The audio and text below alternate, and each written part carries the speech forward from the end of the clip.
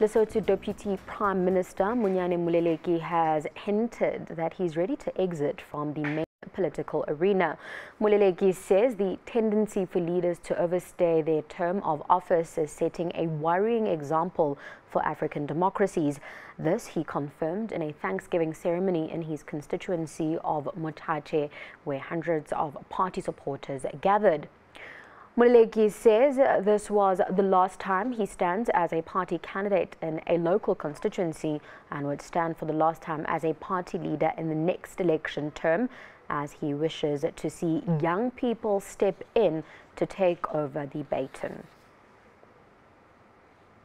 We are now joined on the line by our reporter in Lesotho, Rapelang Khatebe. Rapelang, thank you very much for joining us this evening. Now, the announcement by the Deputy Prime Minister Moleleki has given specific timelines, and what would this mean for his party, the Alliance of the Democrats? Thank you, Tabile. Yes. Moleleki's announcement actually sent the social media abuzz when he made the announcement in a Thanksgiving ceremony in his constituency. What he means is that he's staying by the promise he made when he started his party.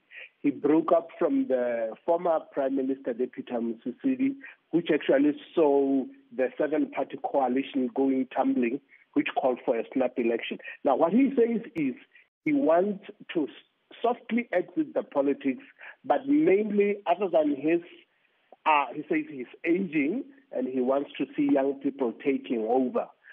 So he said he will first exit from the local constituency. That means he will only go back into power by the compensatory model that will put him in. But then in the second term, this is the first term as a leader, but he will not stand again for more than 2 terms. So he says he wants to lay a good example and exit politics while people still appreciate him and while he is still proud of being in politics. Rapelang, perhaps this would be a good time to take a step back and look at who Monyane Moleleki is. Just take us briefly through his profile. Monyane Moleleki is one of the longest serving ministers. He has served throughout mostly in a very executive. He has been the deputy party leader to Musisidi, who they had come together from the BCP, the party which took over immediately after the BNP, which was overthrown the military. So he has been one of the most senior executive ministers. The problems came or arose when he was eyeing for to take over the reins from Musisidi. But then there was also an issue of Messing where both of them were debating for the same position, which actually led to a split. The split saw Messing splinter to leave with LCD, while Musisidi and Moleleki went to who they call DC, Democratic Party. Things didn't quite go well yet again. He was suspended indefinitely for about 6 years or so, and then he decided that he will start AD, Alliance for Democracy, which ultimately formed the coalition government with Thomas Thabane.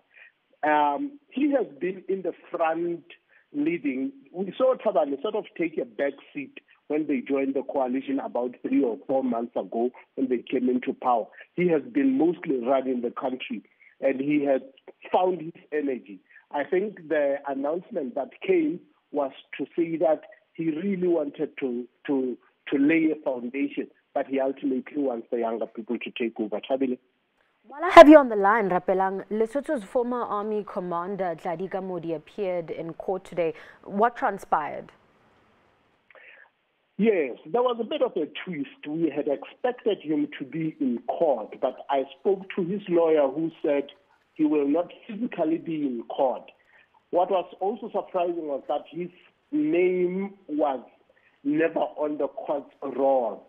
Asking what had happened after the sitting, he said the matter would be deferred to next week Monday, simply because the DPP public prosecutor intends to oppose the bail. That means they have to file If they file on time, then they can have the answering affidavits, hopefully such that on Monday next week, the actual bail hearings can continue. But we've heard that the public prosecutor intends to vehemently oppose his bail application. Rapelang, we'll have to leave it there. Thank you very much for that update. That was our reporter in Lesotho, Rapelang Hadebe, joining us for the latest in the country.